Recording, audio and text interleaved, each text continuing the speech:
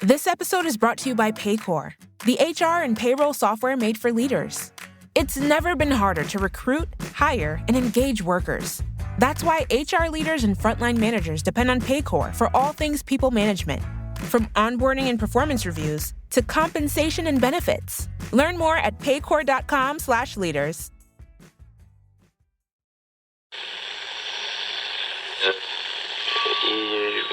Empire.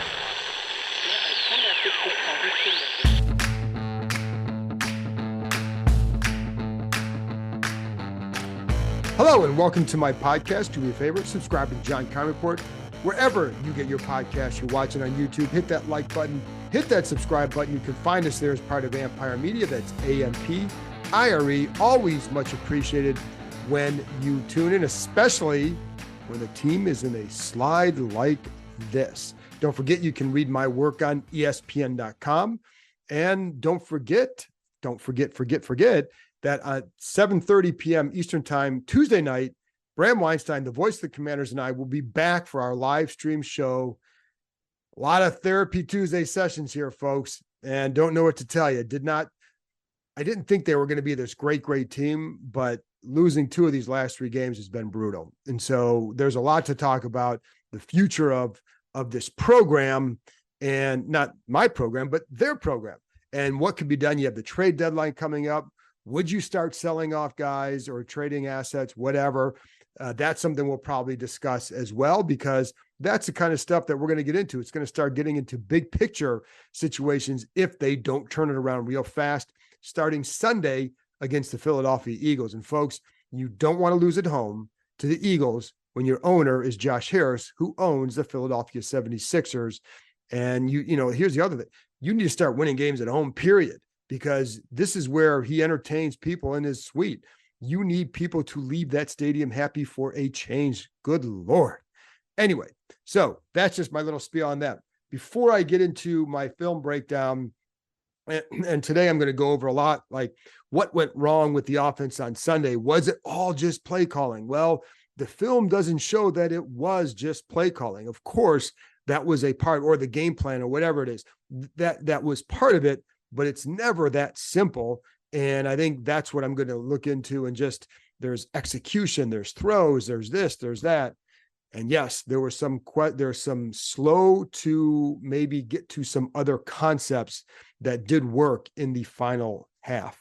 And anyway, so we did talk to Ron Rivera on Monday. A couple things that I think stood out, just the optimism that he said he feels, because he feels like they do have the quarterback in place in Sam Howell, a guy they can build around.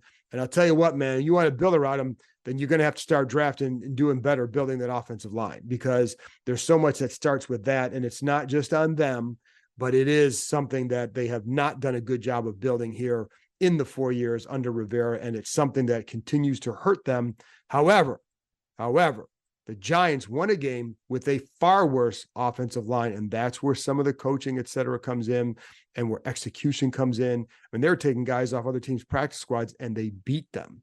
And, you know, if you remember my Friday podcast with the predictions, I reminded you of that game in Seattle that Washington had several years ago, where they were down 3 offensive line starters playing on the road in Seattle and somehow won the game because the defense kept them in the game and the offense made a couple big plays in the end. And that's really all it takes in this league sometimes.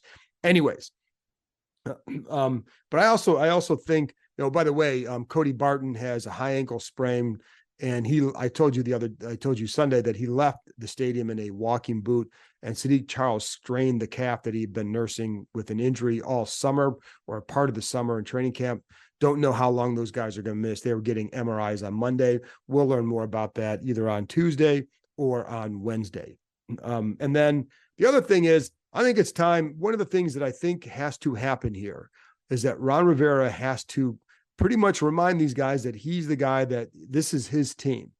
And, you know, you're going to have to, it's not just about the consistent messaging and all that. I think it's about time that you're going to have to do something to kind of snap them back into attention and remind them that you are the guy in charge. And, you know, they've given a lot of power to Eric Bieniemy, but Ron Rivera is still the head coach.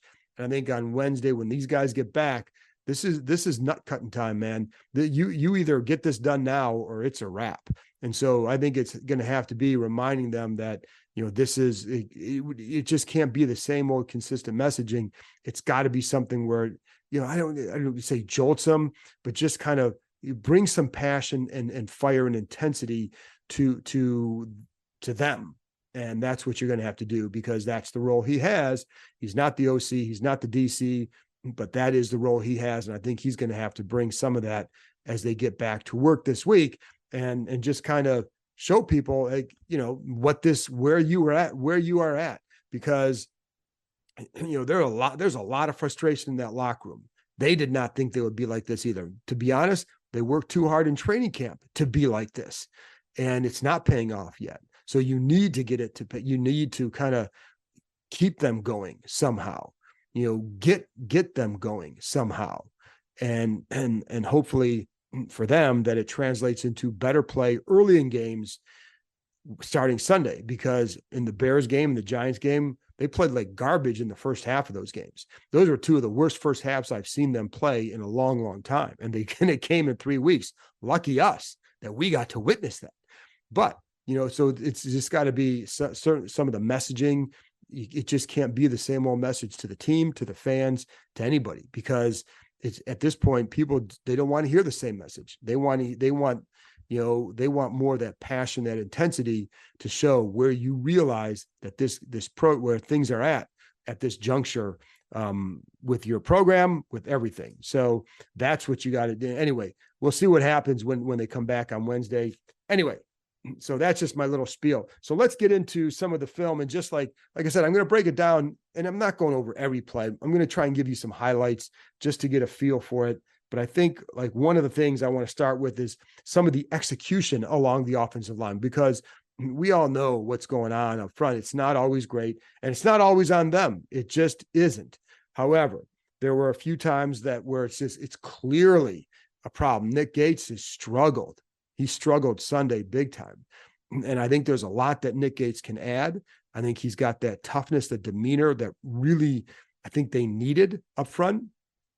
But, you got to get it done. And Sunday, Lawrence for Giants is a damn good defensive lineman. Really, really good. I've always enjoyed watching him, because I think he's just, I don't know that he gets enough attention, but he's really, really good. And he took advantage on Sunday. And it wasn't just against Gates, but there was a lot that he was able to do up there. So one of the things is on that, there was a 3rd and 4 late in the first quarter. And it's a 4-man rush. It's a 4-man rush. And Washington, they have Sadiq Charles, and it blocks down to his right. And then and then it was Leonard Williams loops around. It's a 4-man rush. He loops around, just a little stunt with Lawrence inside. So you basically had, but Sadiq Charles is basically, his back is to the gap. So he's blocking all the way inside. And you have 3 guys blocking Lawrence. Meanwhile, Williams loops around untouched, and it's a sack. That can't happen. That's just bad execution. That's not a game plan. That's horrendous execution. That can't happen. And it did. And it happens too often.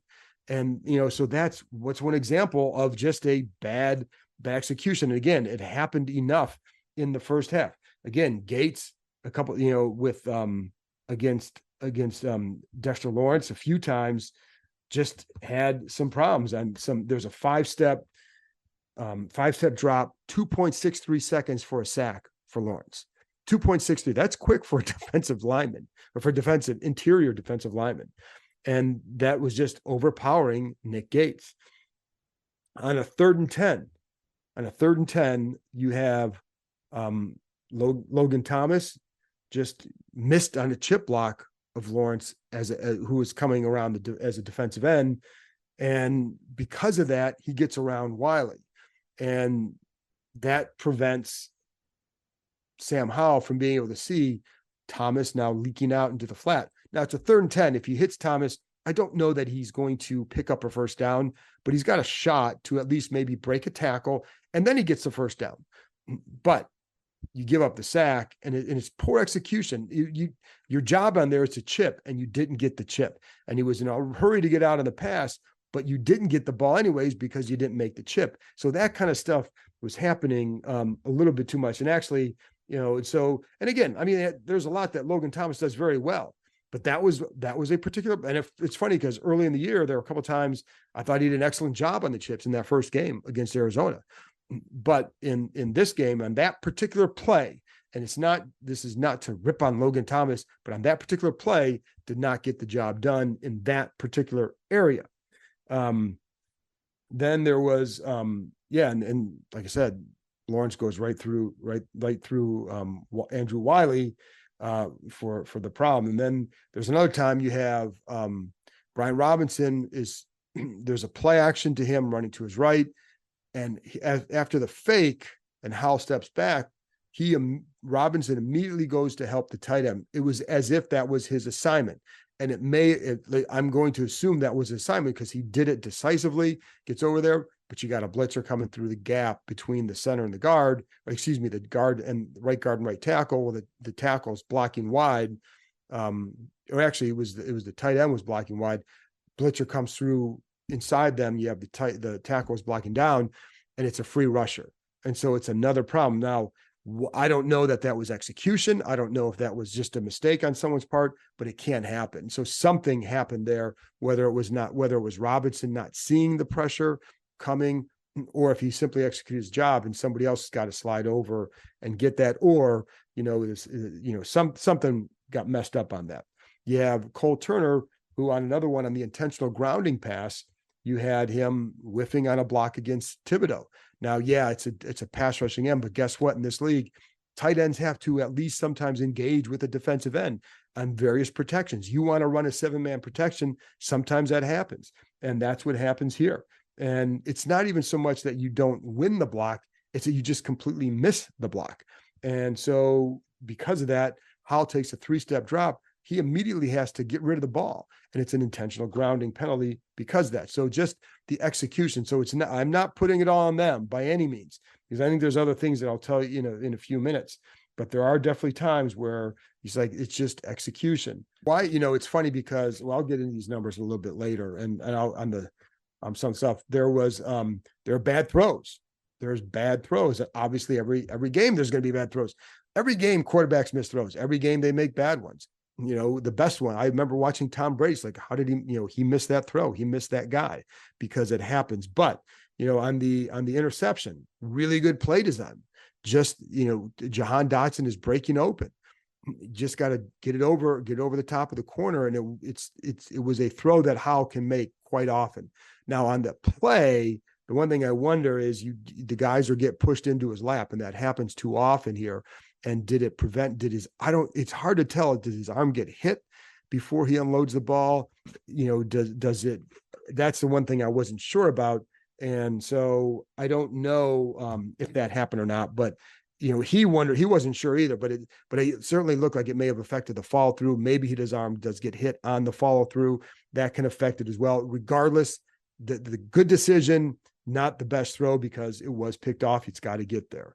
You had a 3rd and 5. There's a 6-man rush protection, and you have quick out. Oh, it's a good play design. You have a quick out to Logan Thomas, gets out there quick, gets in the route quick, and just a high throw that he has to jump up for. Can't get it, but the play was there. Now, on that play, Antonio Gibson picks up a linebacker. I believe it was a linebacker coming, and it's so how again it perhaps messes with him a little bit. He's only 6'1", so maybe he's got to throw a little bit higher to get it over there. But bottom line is it was there. And so, again, it's not to pin the blame here, or here. It's to show you it wasn't as simple as, the game plan was terrible. It's always about there's this, and there's this. And I do think, and I'll get to the game plan stuff in a minute, or at least some of the adjustments that were made or when things were going on. I think, the interception that he had, or near interception that he had, was unbelievably dangerous, and just got lucky because Thibodeau drops a gift. That'll be the easiest easiest pick six he would have ever had in his life. There are a couple of times there were some choices that were, to me, and I'm going to give you some numbers here. This episode is brought to you by Paycor. Paycor empowers leaders to build winning teams. With Paycor, leaders can recruit, onboard and train employees, set goals, and drive performance. If you're a leader, everyone depends on you. Who do leaders depend on? Paycor. Learn more at paycor.com/leaders.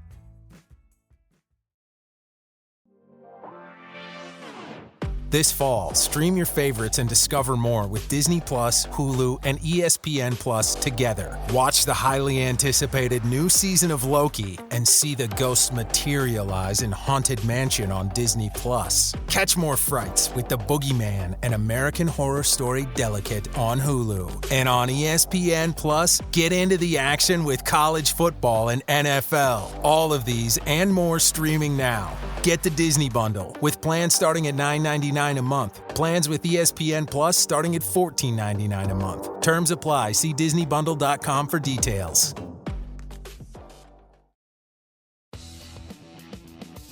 NBA fans, the wait is over. Basketball is back, and DraftKings Sportsbook, an official sports betting partner of the NBA, is celebrating with an unbeatable offer.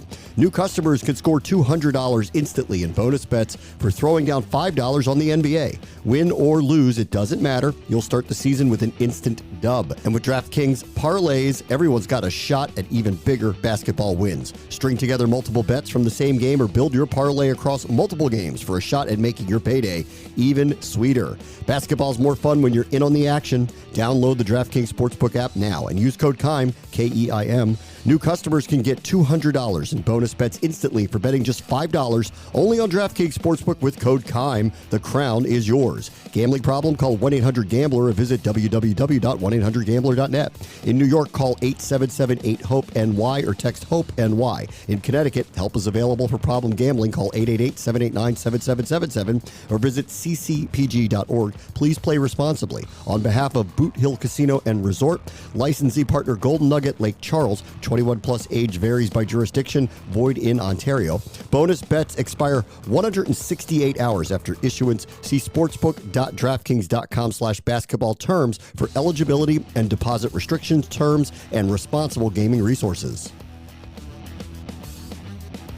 When Terry McLaurin is on the field in one-on-one coverage, I'm looking to go to him. Maybe not every time, but quite often, because he has shown good things happen when you throw to him. I had a hard time with him only getting one target in the first half. So I went back and looked at these stats. Since 2020, when he has one or fewer catches in the first half, Washington is 3-11. When he has 4 catches or more in the first half, they're 7-1. Not great, but much better. When he has 2 or fewer targets in the first half, they're 2-10. When he has 5 or more targets in the first half, they're 8-9-1. When he has 2 or 3 catches in the first half, 15-12. 3 or 4 targets in the first half, 15-11. So the point is, get the guy involved early. And what it also shows is when he's involved early, but not the only target early, they're better off. But when you have 1 target, no catches, not acceptable, because, there are times where you'll hear McLaurin saying things like, guys come up to me and say, we need you to make a play, Well, when he's saying that, McLaurin is very smart and very diplomatic. And he talked about this after the game about wanting to get to certain plays earlier, getting to do this earlier, getting to do, some different concepts earlier, the fades. I'll get to that in a minute. So when he's saying that says a lot. When your captain is saying that, he's the most respected voice in that locker room, and I don't think it's even close. So when he's saying that, it resonates, even though it's not in a DJ Swearinger, I'm going to rip the coaches kind of way. It's saying a lot, because that's your captain, that's your voice, that's the most respected voice. And if he's saying that, I think you got to understand that there's going to be some frustration behind that for him to even get to that point where he feels like he needs to say something like that. But listen, man, I think we all know when they get the ball to him early in the games, they're just better off. You can't force it. You can't, like the point of even those records show when you try to go overboard to them, is that the best thing for this offense? And a lot of times this is off the top of my head, it could be that when you're having to go to them a lot, it's because other guys just aren't either available or doing anything, whatever. So the sweet spot is in the period where you get them several catches in the first half or several targets in the first half, but you're also able to spread the ball around and get other guys involved, because I think that's when the offense is moving a little bit better. But the point is, you got to get them involved early, and they did a poor job of that once again on Sunday. And it's not just about him, but when an offense is struggling like they were on Sunday, you have to get your guys the ball. And look, you got my hat up here, right? Ohio State. Well, that team, you have Marvin Harrison. They scheme to get him the ball because they know who's the guy that gets you going. It's Marvin Harrison. Well, McLaurin gets these guys going. You've got to find ways to get him the ball. He did, and it's funny because I know one of the things he wanted more of were fade routes, and I get to this in a minute, but in the first half, there was one time he did run a fade route. It's just that Sam Howell did not go to him on that particular play, but he did run it one time. He just had more success in the second half. So I wish they would take more advantage of for Howell, and that if they take more advantage of when Terry McLaurin is in one-on-one coverage and it's press, I'm going to take my chances that this guy's probably going to win, or he's going to maybe draw a penalty.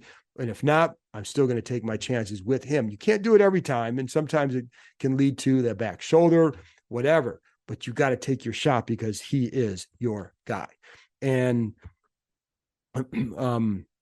I think this is one of the things that he talked about, signals too. And I think they need to get to the point where maybe they get a little hand signal. And this is one thing that McLaurin has talked about a lot, wanting to have a relationship with a quarterback where you can kind of flash a signal to him to know that I'm going to do this on this play, or, hey, you put your fist out, whatever. And it means you're running to the back, get a back shoulder. You're going to change the play, whatever, or change your route based on the look, and you're on the same page. And I talked to him last week, and I played the interview on here on the prediction podcast with McLaurin, talking about a couple of plays in Atlanta where they did do that, where that didn't have the hand signals, but they adjusted on the fly because they saw the same thing. And that did not happen the other day enough. In fact, on the last series, if you remember the throw to Terry in the end zone, on that play, McLaurin was expecting just going to run into Banks, who was in the end zone, and turn and get a little back shoulder. And Howell reads it as a throw to the corner, and that's what he threw. And, Howell is throwing the ball. He's not waiting for McLaurin to get open. He is going to throw him open. And the anticipation, and they were just not on the same page. Is that something where if you can develop those hand signals as you get more and more time together, can you get to that point where okay, you just kind of put your fist down and it's going to be a corner route, you do whatever it is. And just to get on that same page, because that was a play where if he throws a back shoulder, it may be a touchdown. If Terry runs the corner, it's probably a touchdown. And I guess the kicker on that play is you have Samuel on the other side running a little similar route to what he scored on against Atlanta. Maybe he scores, but he probably gets the first down regardless. Anyway, that's neither here nor there, because you make a quick decision there and you go. But the point is, you need to get the ball more to McLaurin, and some of that is on the play calling, and some of that is on how, because there are a couple of times where he has him one-on-one on the side, on the outside, and he's going to go somewhere else. And it's not just about McLaurin, but that's the guy I'm going to take my shot with. Apple Card is the credit card created by Apple. You earn 3% daily cash back up front when you use it to buy a new iPhone 15, AirPods, or any products at Apple. And you can automatically grow your daily cash at 4.15% annual percentage yield when you open a high-yield savings account. Apply for Apple Card in the Wallet app on iPhone. Apple Card subject to credit approval. Savings is available to Apple Card owners subject to eligibility. Savings accounts by Goldman Sachs Bank USA, member FDIC. Terms apply. One of the things on the game plan too, and just before I get into some of the things, and they use a 7-man protection. Is the most 7-man protections they used in the game all season. I think it was 14 times, and those 7-man protections, Howell was 8 for 13 with 82 yards, 1 sack. When they had 5 or 6-man protections, he was 14 for 29, 115 yards, 5 sacks. The Giants blitzed 18 times when they were in 5 or 6-man protection, and only 10 times in 7-man. Now 10, that's a lot given the percentage, because there's actually more, the percentage was higher with the 7-man, but that's why they're using the 7-man, because they know it's coming. The there was also one time where they went to empty and they motioned out of there. And as soon as they motioned out of the empty, you saw the Giants linebackers reacting like it was time to feast. But it was, remember, they had one of the linebackers they signaled, and they just basically was a signal to blitz. And that's sometimes just an automatic blitz call for certain defenses. When you go to empty, the Giants did it, and it was a problem. And this is one where, again, get on that same page, because on that play, it actually, I think Howell reads it right. He's got a free rusher coming. He's got to take care of that. The problem that I had on this particular play is Bates is the guy he's going to, but he runs a little in and out, right? And I almost wonder if you get to that advanced stage, I don't know how advanced it is, but should that have been one where instead of doing in and out, you just break out? Because I don't know that because he breaks inside and comes back out, it didn't look like he had enough time to get the ball to Bates because of that. In fact, he didn't. So that was one where I wonder if that's a little adjustment, like if they're coming like that, I don't have time to do this. I've got to go right to the out and just take my chances, because that's where it's going to be. But anyway, as far as the plan, I just discussed the protection. One of the problems I have is that this team only runs the ball 32.5% of the time. That's not very good. Now, it's not just about, like, I'm not a huge believer and it's got to be, this 50-50. I've never believed that, because I just don't think that that's what true balance is. True balance is different kinds of pass calls, different kinds of run calls, run fits, right? To me, the problem is they don't run the ball more efficiently. I think, are there changes you can make there? Well, like I said, I brought up Chris Rodriguez's name a couple of times. He ran the ball pretty well at times, and I think he runs with some power and he runs with some good vision. But it's not like Robinson was bad. I mean, he had he had the nice touchdown run. It's only 4 yards, but it's a good run. It was a good design. And it was one where you actually had some run gaps. And that's one of the problems when you watch these run fits or the run game. It's a lot of times like where, it's a little bit muddled, right? And sometimes it's like they'd have some 5-yard runs, like, okay, it's a 5-yard run. Then you watch it, and it's like it's one guy bowling forward for 4 more yards after first contact. So it's not like it's either schemed up great or blocked great. And sometimes, like I said, I mean, one of the problems the last couple of years with Scott Turner was but the run game didn't seem to be designed well. And you have to wonder how this one is as well, because it has not been effective. And that's, it's not the number of runs, it's the effectiveness of it. And, would be good to call a few more runs just to, it's always like, oh, take off some of the pressure off Howell. Well, you can also build in some easy throws for him. And they started to do that in the second half. That's another way to take off pressure and still move the ball, because he can't, he does have a good arm. And the one thing that did surprise me going back to the runs is during training camp, it looked like one of the things the line did pretty well at times was run block. And we're just not seeing that enough. But again, I don't know that it's always on them. Is it what's the run game design? How effective is it? Are you creating the gaps? You see other teams create maybe some better gaps in cutback lanes for their backs. Sometimes it's on the backs to be just a little bit more patient. I think that's a big thing with Brian Robinson still. He's adjusting to, it's a lot of gun runs. Can you be as effective out of that? Can you be as diverse with your runs out of that? I think those are all questions that have to be asked. You know why? Because it ain't working. So not just the run game, but the offense in general. Now, I'm going to go back and it's been 7 games. I felt like this offense would take time to adapt to this offense, to this system, because it always takes time, especially when you have a young quarterback.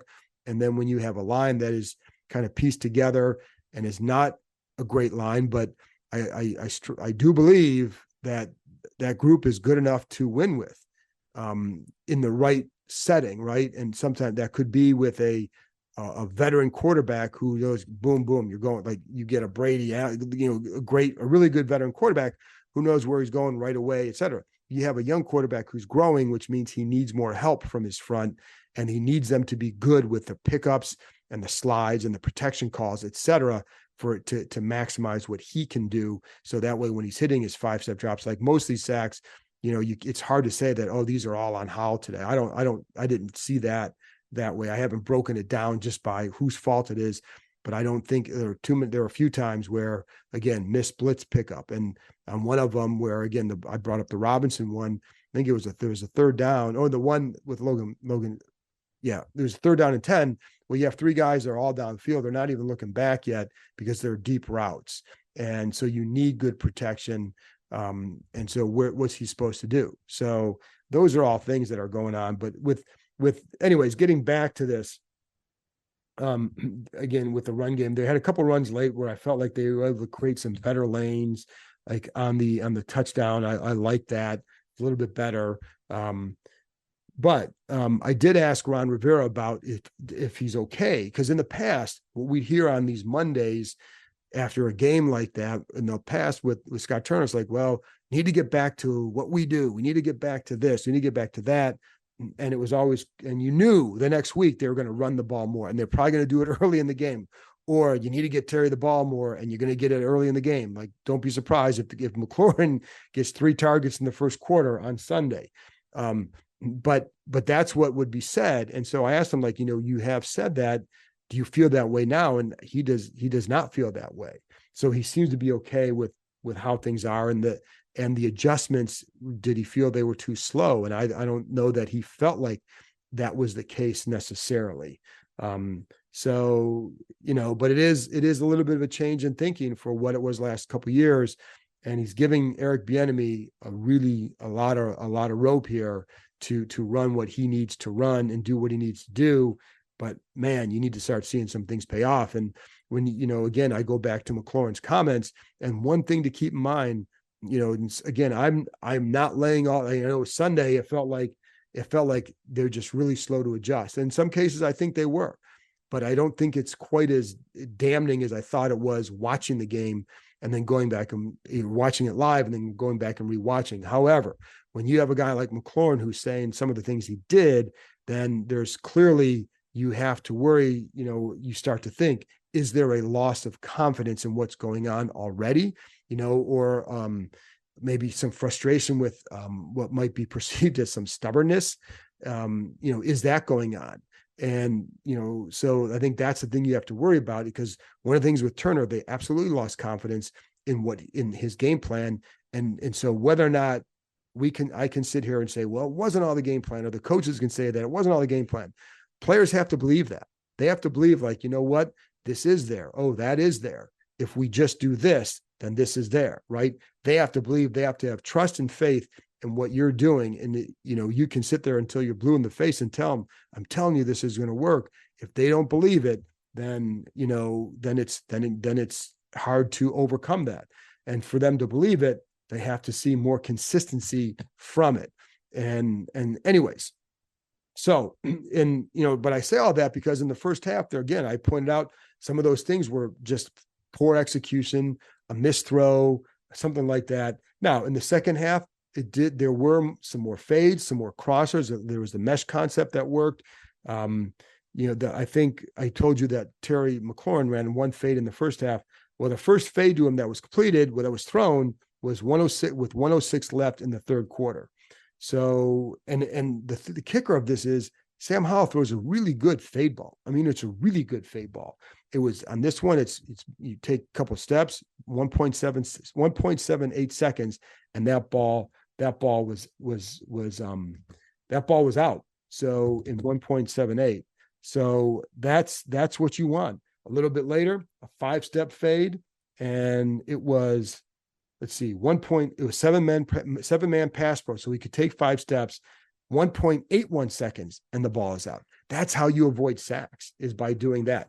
And that's what they started to do. I thought, like I said, I still think there are I would like to have seen more of this in the first half. You had the mesh on a 2nd and 10 that it was with McLaurin and Logan Thomas. Thomas gets it, 13-yard gain.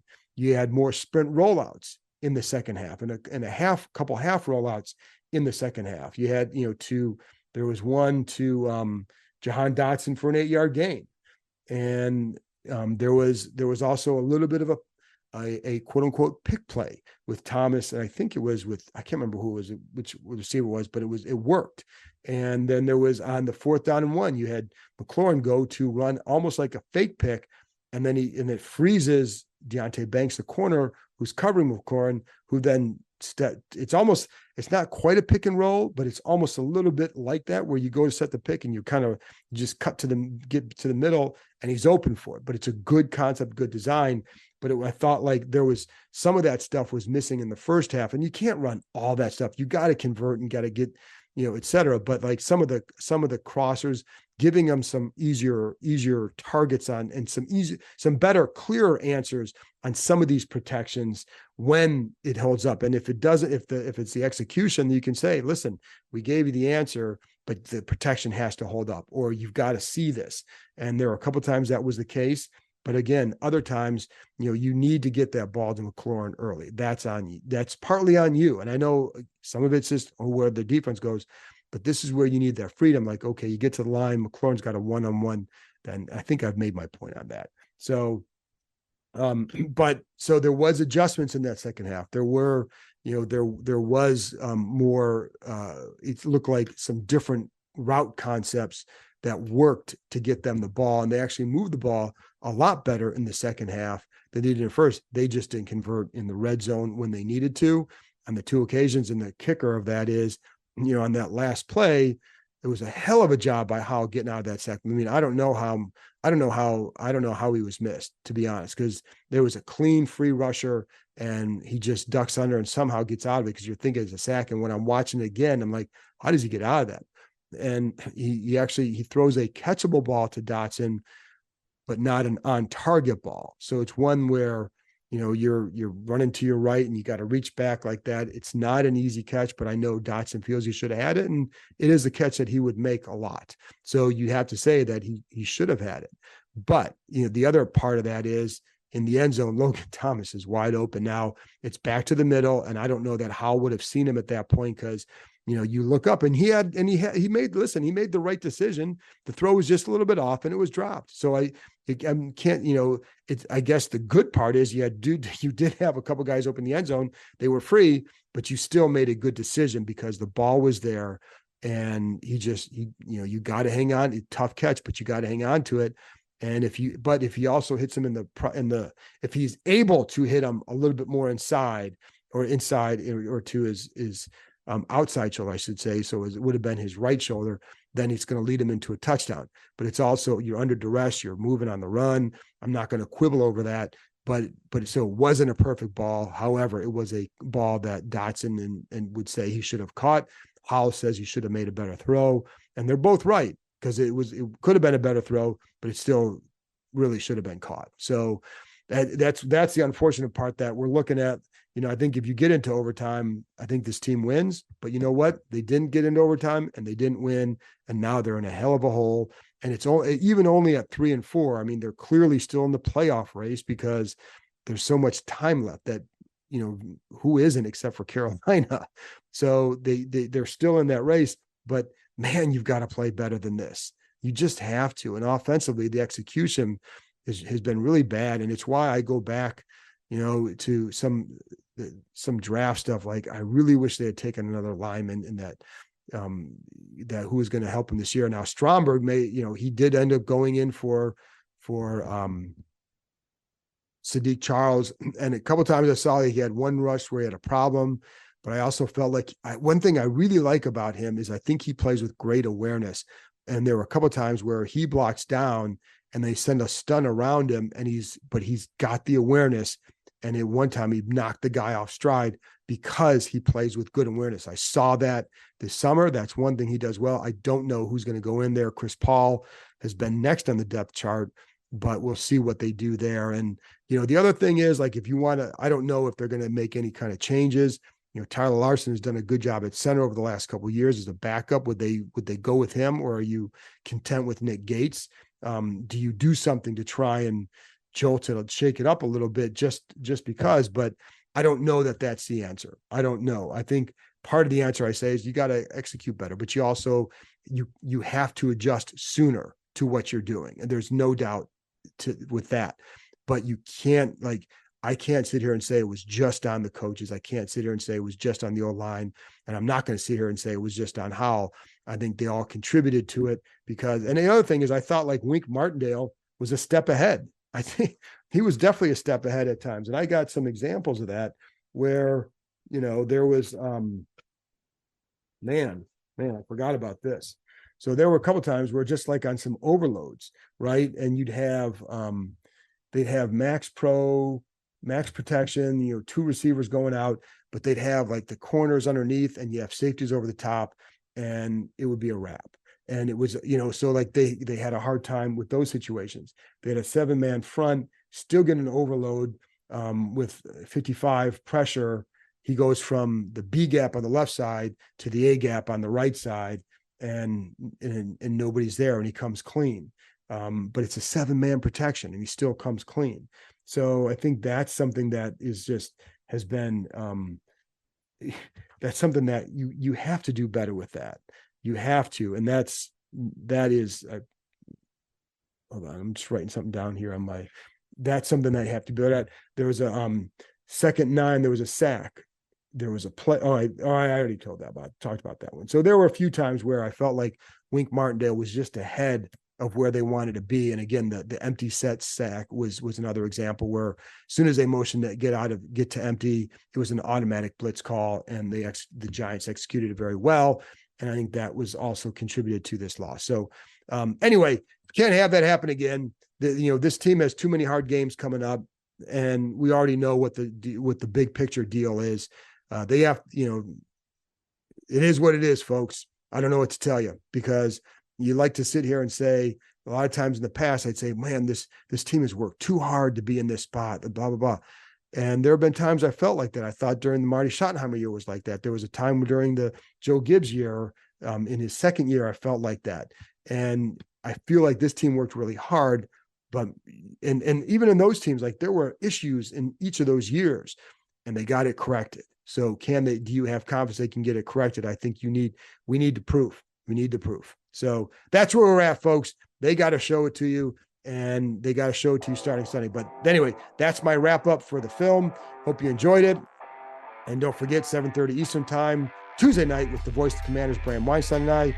Bring your concerns, your frustrations, your questions. We'll chat, we'll talk it out, and hopefully that'll help you. Talk to you next time.